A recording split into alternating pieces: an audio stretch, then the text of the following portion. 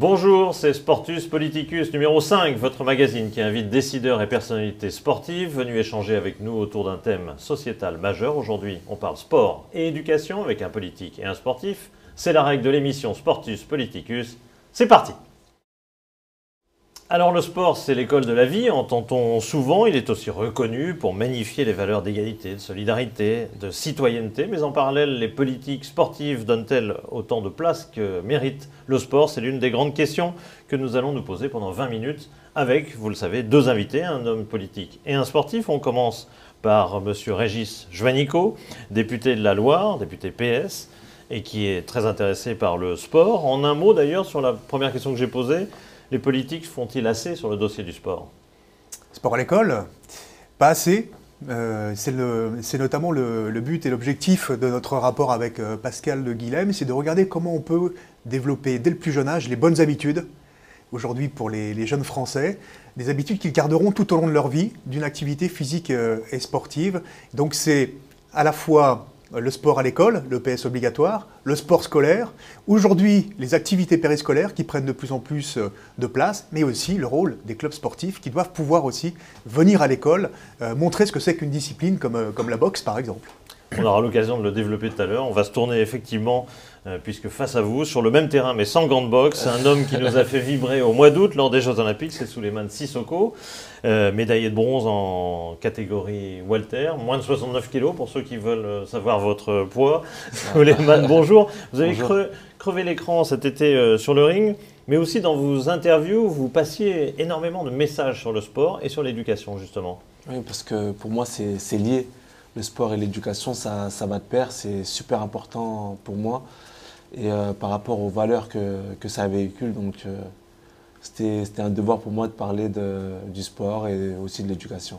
Est-ce que c'était une véritable stratégie de communication? Je veux dire par là, est-ce que vous aviez décidé avant coup que les JO, ce serait l'occasion justement de parler d'autre chose que d'une éventuelle médaille et de vos combats? On sait que les Jeux Olympiques, c'est tous les 4 ans, que c'est très diffusé dans le monde. Il y a une forte audience, donc oui, c'était volontaire de notre part, parce qu'on souhaitait parler de tout ce qui s'est passé dans notre pays. Et en dehors de ça, oui, pour nous, c'était une bonne vitrine, pouvoir parler du sport, mais aussi de l'éducation. Voilà, donc vous avez parlé de Team Solide, puisque vous étiez le capitaine de cette équipe de boxe qui se surnommait Team Solide. Ça devrait être un thème de gouvernement, ça. C'est pas mal. Et également, cofondateur de Secteur Sport Éducation, donc l'association dont on va parler évidemment. Les présentations sont faites, on commence avec vous. Vous êtes un homme de dossier de terrain qui réfléchit au sport. Vous l'avez cité tout à l'heure, votre rapport. Sport et école, en gros on peut dire votre rapport c'est essentiellement consacré à sport et école. Quels sont vraiment les deux thèmes principaux qu'on doit ressortir de ce rapport? Premièrement, le constat qu'on a fait, qui est un constat alarmant et qui est celui de la Fédération française de cardiologie, il est un constat d'alerte sur la santé publique. Aujourd'hui, nous avons moins de 50% des enfants, des jeunes, notamment des jeunes collégiens, qui font un niveau d'activité physique et sportive quotidienne suffisante, 60 minutes. Et cette étude nous dit qu'en 40 ans, les jeunes collégiens ont perdu 25% de leur capacité physique, c'est-à-dire qu'ils courent moins vite et moins longtemps.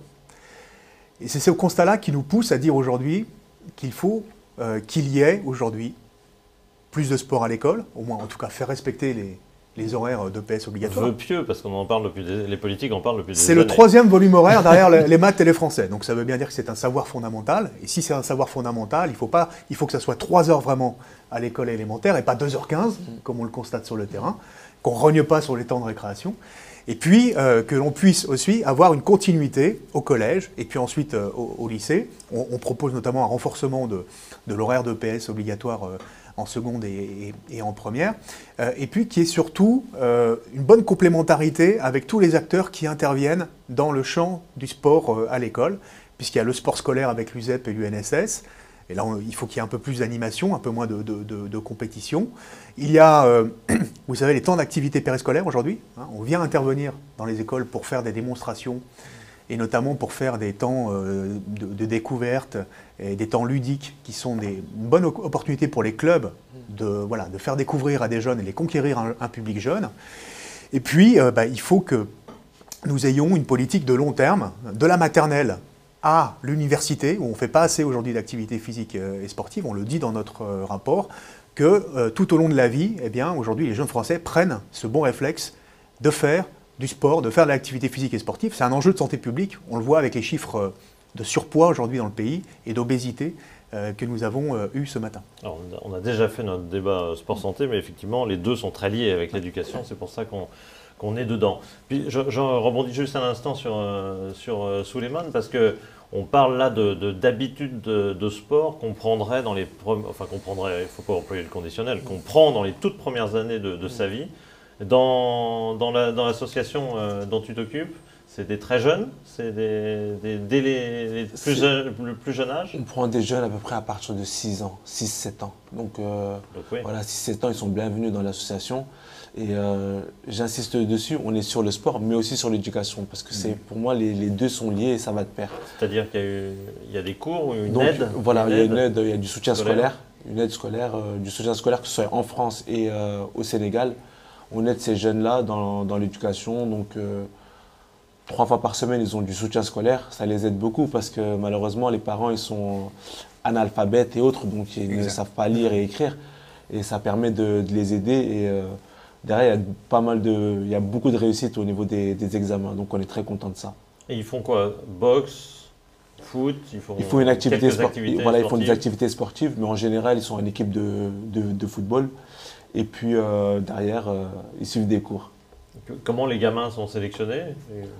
Là, c'est purement sportif. Sur le plan sportif, c'est vraiment, ils ont une détection au niveau du foot. Donc, ils intègrent l'école de foot par rapport à leur réussite sportive lors de la détection.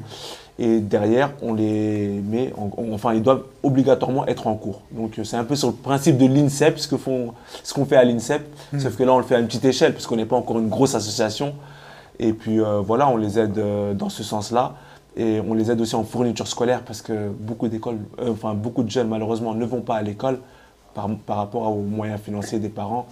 Ils ne peuvent pas acheter les fournitures scolaires et autres. Donc, on ramène pas mal de fournitures scolaires pour pouvoir les motiver et aider les parents dans ce sens. Deuxième partie, vous vouliez réagir à ce que disait Oui, c'est très important ce que dit Souleymane Sissoko, parce qu'il y a un rôle éducatif du sport aujourd'hui. C'est un facteur de réussite scolaire. Il y a même une étude qui a été conduite à Lille qui montre que ça améliore l'attention, la concentration et donc la réussite scolaire. Et c'est surtout un facteur de lutte contre le décrochage scolaire, effectivement. Et c'est donc très intéressant de pouvoir avoir les deux, avoir l'aspect éducatif, comme nous le faisons nous aussi à l'Agence pour l'éducation par le sport, en accompagnant un certain nombre de clubs sportifs sur les questions d'insertion sociale ou professionnelle. Et nous, ce que nous proposons dans le rapport, c'est que nous allons mettre en place un livret citoyen, là, dans les prochains mois, où on retrace un petit peu toutes les expériences et les engagements. Nous, on souhaite que les engagements associatifs et les engagements sportifs soient valorisés dans cette société. Et que dans un parcours scolaire ou professionnel, on puisse reconnaître, notamment à ceux qui ont été jeunes, qui ont eu une formation de jeunes officiels, par exemple, qui ont arbitré, ou qui se sont engagés dans une association sportive, ceux-là, on puisse valoriser leur parcours. Et donc là, c'est vraiment un rôle très important de l'association. Donc on est d'accord que ce n'est pas seulement sport et santé, enfin, je veux dire, il n'y a pas seulement sport, éducation. Il y a aussi le côté pratique, apprentissage de règles, social, citoyen. Engagement citoyen dès le plus jeune âge, ça c'est très important. Pour revenir au JO, est-ce que cette médaille, est-ce que la tribune médiatique que cela t'a apporté a permis justement de mettre en lumière l'association, a donné un boost à l'association? Sur ces jeux, je n'ai pas forcément parlé de l'association, j'ai parlé plus de moi, de la France, de la boxe. Oui. Parce que voilà, je pense que c'était un peu quand même plus important. On est des ambassadeurs sur les Jeux Olympiques, on était des ambassadeurs du sport, en général, pas que de la boxe, des ambassadeurs du sport. Donc on se devait d'avoir un bon discours et puis voilà, avoir un discours rassembleur, parce que c'est ça aussi, le sport, ça rassemble. C'est ce qui est super important et nous, c'est ce que je véhicule, c'est ce qu'on essaie de véhiculer.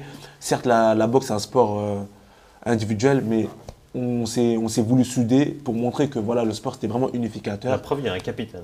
Voilà, après vient le capitaine d'équipe. Capitaine d'équipe, non mais c'est une relative surprise. Je ne crois pas qu'il y ait de capitaine de l'équipe d'athlétisme par exemple. Donc c'est très spécifique au sport de combat quand même. C'est très spécifique au sport de combat. On nomme des capitaines, donc voilà, pour remotiver un peu les troupes, c'est bien. En tout cas, c'est très bien parce que le sujet suivant a été amené. Sportus Politicus s'adresse d'abord aux jeunes, aux nouveaux citoyens, qui d'ailleurs pour beaucoup voteront pour la première fois lors de la présidentielle de 2017. Les jeunes qui feront demain la société. Alors, sondage réalisé justement auprès des jeunes par l'école à Audencia. On regarde ce sondage parce que ça va rejoindre ce dont Souleymane Sissoko vient de parler. Est-ce que le sport est un vecteur d'intégration à la communauté nationale?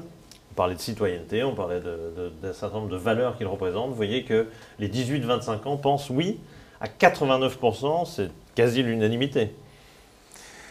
Oui, et dans la réalité, après, quand on passe aux travaux pratiques, c'est moins évident. Alors, je vous parlais tout à l'heure du respect de l'horaire de l'EPS obligatoire, c'est 108 heures par an, mais j'aurais pu prendre d'autres exemples. Et c'est vrai qu'aujourd'hui, les activités physiques et sportives ne sont pas considérées comme étant centrales dans l'acquisition des savoirs fondamentaux. Par exemple, nous, on prend l'exemple du savoir nager. On pense que c'est un objectif fondamental pour la nation. Qu'à l'issue du cycle 3, c'est-à-dire à l'entrée en 6e, tous les jeunes Français et les jeunes Françaises puissent savoir nager.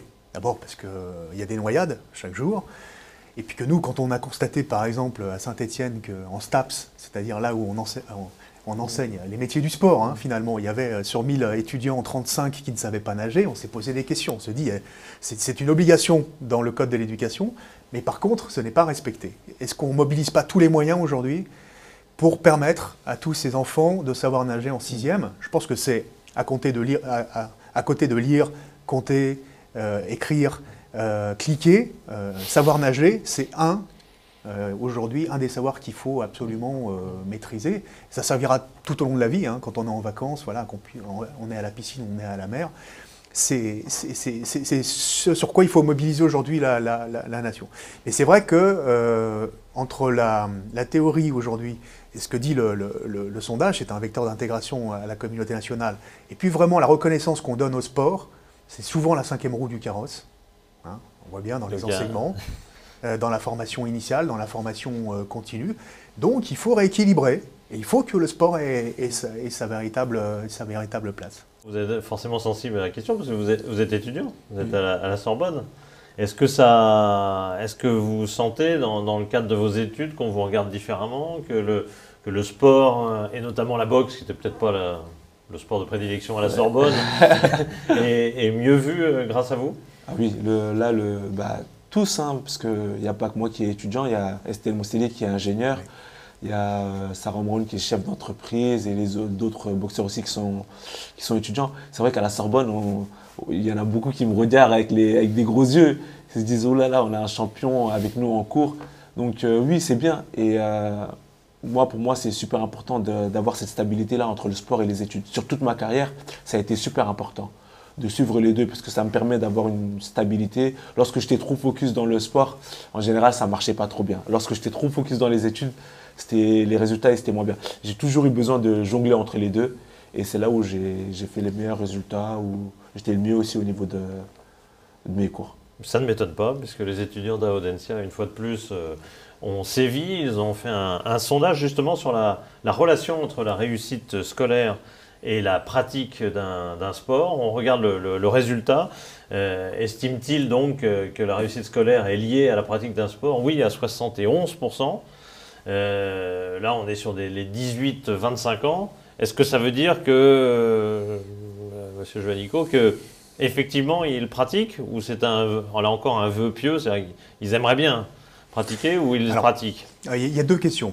Il y a la question du décrochage sportif qu'on observe à partir de la 4e en particulier, notamment parce que il y a les jeunes et les jeunes filles en particulier sont moins dans les associations sportives et pratiquent de moins en moins, et on le voit au lycée progressivement, notamment dans les milieux défavorisés. Et puis ensuite l'enseignement supérieur, où on voit vraiment un vrai décrochage sportif. Ça, c'est sur la pratique sportive générale. Bon, ça, il faut l'améliorer.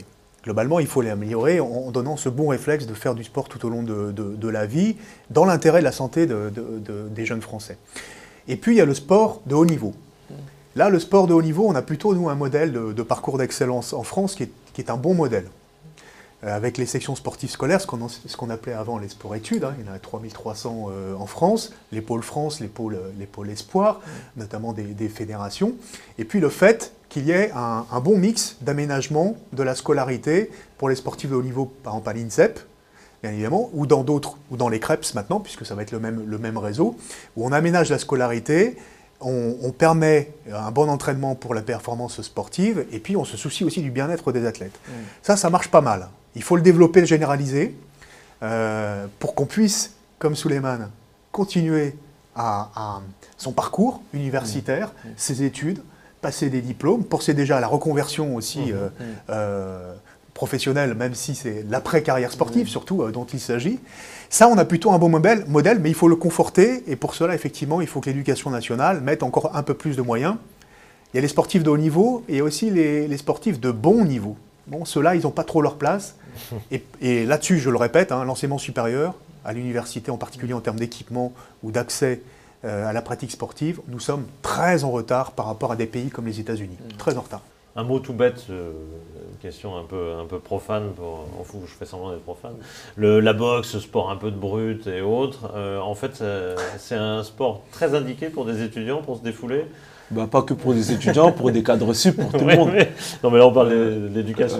On s'est rendu compte que la boxe était très fédérateur. Aujourd'hui, les parents n'hésitent plus à emmener leurs enfants faire de la boxe. Et d'ailleurs, depuis les Jeux, les deux publics les plus touchés, c'est les femmes et les enfants.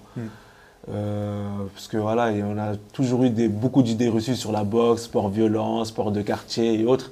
Aujourd'hui, les gens ils veulent se mettre à la boxe parce que après une longue journée de travail, ils veulent taper sur le sac, se défouler et ça fait du bien. Ça fait du bien, ça permet aussi le dépassement de soi pour beaucoup d'avoir plus confiance en soi et de se maîtriser aussi. Alors je vous le disais en introduction, Sportus Politicus s'interroge sans détour sur les questions que vous les jeunes vous posez. Justement avant de prendre le pouvoir, la jeunesse d'Audencia Business School prend la parole. Séverine vous pose une question, elle est étudiante en master de management des organisations sportives à Audencia Business School.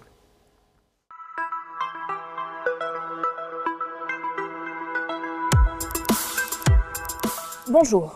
Lors du sondage que nous avons réalisé sur le sujet de l'éducation par le sport, nous avons constaté que pour 75% des 18 à 25 ans, la pratique du sport peut être un vecteur de transmission des valeurs positives.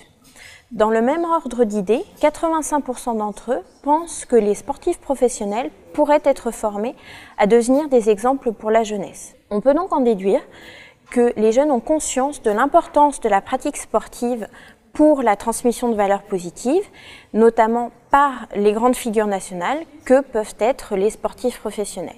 C'est la raison pour laquelle nous aimerions savoir quels pourraient être pour vous les moyens à mettre en œuvre pour que les jeunes dans les centres de formation soient formés dès leur plus jeune âge à la transmission de ces valeurs positives. Alors on a déjà évoqué ce rôle de modèle que représentaient les sportifs, mais question un petit peu piège, est-ce que nos sportifs sont-ils toujours bien armés en termes d'éducation, en termes de formation, justement pour assumer ce rôle d'ambassadeur? Je pense que nos sportifs ne sont pas, pour beaucoup, ils ne sont pas forcément formés à cela. Et ça, comme le dit l'étudiante, ça doit se faire je pense, dès le plus jeune âge. Et voilà, tout ce qui est s'investir dans le milieu associatif, c'est super important. Mais avoir aussi des éducateurs qui nous inculquent ces valeurs-là, c'est aussi important. Alors on a les meilleurs centres de formation du monde, on a l'INSEP qui forme des hommes complets. C'est un peu idyllique comme tableau, celui que la France se fait d'elle-même en général. Non, l'INSEP c'est le top. Voilà. Donc ça, l'INSEP il faut préserver, il faut développer et il faut s'inspirer du modèle de l'INSEP, notamment dans les régions. Maintenant il y a les CREPS qui vont faire partie du réseau du grand INSEP et de ce point de vue-là c'est une bonne chose. Dans la plupart des établissements, je l'ai dit tout à l'heure, il y a une bonne coopération pour faire en sorte justement qu'on puisse continuer des études tout en ayant un très haut niveau sur le plan sportif. Ce qu'il faut changer maintenant, c'est sur ce que j'appelle moi le parcours citoyen, c'est-à-dire aujourd'hui comment On n'attend pas 17-18 ans d'ailleurs hein, pour faire un parcours citoyen, mais comment dès le plus jeune âge on encourage les jeunes à s'engager et à avoir un comportement exemplaire. On valorise mieux les engagements sportifs et associatifs. Donc ça c'est très important et que vraiment on le mette au centre. Et puis ensuite, effectivement, il y a sans doute quelques secteurs où il faut travailler un peu plus. Je pense au centre de formation du football. Je suis désolé pour le football, mais je pense que par rapport à d'autres structures que j'ai pu observer comme les pôles France, les pôles Espoir, il y a peut-être encore un effort à faire sur, on va dire, l'éducation, la citoyenneté et la formation de ces jeunes footballeurs dans les centres de formation professionnelle. Voilà. Est-ce qu'on va conclure d'ailleurs sur une partie un peu plus politique et sur notamment les enjeux ou les mesures qui pourraient être proposées en vue des prochaines élections et des échéances électorales. Ça pose aussi la question de la sincérité des politiques. Le sportif que vous êtes, quand il voit arriver les politiques quand il y a la médaille, ils se disent « bon c'est bien, mais est-ce que derrière ce même homme va m'aider, va me soutenir, va soutenir le sport ?» On se pose la question. C'est vrai qu'on se pose la question, mais c'est ce qu'on va voir aussi dans les années qui vont arriver. Aujourd'hui, les politiques ont aimé le discours des boxeurs. Moi, lorsqu'on a été reçu à l'Élysée, que ce soit par le président ou le Premier ministre, tous les élus, ils ont vraiment apprécié ce discours. Et pas que, la France aussi a apprécié ce discours. Donc je pense que ça va dans l'intérêt des politiques d'aller dans ce sens et d'aider la boxe afin qu'on puisse se développer, parce qu'on reste quand même une petite fédération. Au niveau il y a bien sûr votre rapport, il y a bien sûr quelques mesures qui sont votées, mais est-ce qu'il y a d'ores et déjà dans vos envies de 2017, au terme déjà des idées fortes qui vont être et on l'espère, est-ce qu'elles vont être placées dans la campagne, est-ce qu'elles vont être mises en avant dans la campagne? Oui, tout à fait. Alors, il y a la question aujourd'hui de comment on développe un plan de pratiques sportives dans le pays, qu'on passe d'une nation de sportifs à une nation sportive, véritablement. Et ça, c'est un réflexe qu'il faut acquérir dès le plus jeune âge. Donc c'est à la fois le sport et l'école, et c'est le sport santé, parce que c'est les publics tout au long de la vie aussi, y compris les personnes âgées. Aujourd'hui, on sait que c'est une dimension de prévention. Donc il faut agir sur ces deux leviers-là. Donc ça sera au centre des préoccupations de l'élection présidentielle et des élections qui vont venir en 2017, parce que c'est aujourd'hui là l'objectif. La chance que l'on a, c'est la candidature de Paris aux Jeux Olympiques de 2024. Parce que là, on peut avoir un élément fédérateur, notamment pour la jeunesse de notre pays, et se projeter à 10 ans. Et si on commence par un fonds dédié à l'héritage sportif et territorial, c'est bien pour dire que la priorité, elle doit être partout dans les territoires, pas simplement à Paris ou en Île-de-France, mais partout, que des clubs et des équipements et les éducateurs et les bénévoles aussi, bien évidemment, qui puissent faire tourner leurs activités. Monsieur le député a évoqué un point important qui est aussi un peu politique, c'est la candidature de Paris 2024. Les athlètes sont à fond dans la candidature. Vous-même, vous êtes à fond? Moi, je me sens impliqué dans cette candidature. Il y a des concertations qui sont menées pour essayer d'accueillir au mieux ces Jeux Olympiques sur l'avant, pendant et après les Jeux. Moi, je me sens vraiment impliqué et je sens qu'on m'implique dans cette candidature. Et la fonction des athlètes dedans, c'est quoi? C'est justement de mettre en avant les valeurs du sport, de ressortir les valeurs du sport? Oui, de ressortir les valeurs du sport, mais au-delà de ça, de pouvoir essayer d'avoir les meilleurs Jeux possibles. Donc moi, par exemple, qui a vécu les Jeux, je dis qu'est-ce que j'ai aimé à Rio, qu'est-ce que j'ai pas aimé, et essayer de faire vraiment des Jeux Olympiques top à Paris en 2024. Sport et éducation, quel est le dernier message que vous souhaiteriez donner dans cette émission? Faites du sport, faites-vous plaisir, il ne faut pas que ça soit une contrainte. Découvrez un maximum de disciplines, il y a des disciplines qui méritent d'être découvertes, et pas simplement dans les grandes écoles comme HEC. La boxe, dès le plus jeune âge, la boxe éducative en particulier, c'est formidable. Donc allez-y, le sport c'est la santé. Un dernier message, celui que tu as donné à Dakar peut-être auprès des jeunes de l'association? Je leur dis toujours de croire en leurs rêves parce qu'ils sont issus de milieux qui sont très très très durs. Donc voilà, toujours croire en ses rêves et de se donner les moyens surtout de pouvoir les réaliser. Et puis un grand champion, c'est quelqu'un qui en a dans la tête, donc soyez de grands champions. Eh bien, belle conclusion. Merci Souleymane Sissoko, merci Régis Juanico, merci de nous avoir accompagnés dans cette émission. Merci à tous de nous avoir suivis. À très vite dans Sportus Politicus. D'ici là, restez connectés Et n'oubliez pas de vous sentir sport.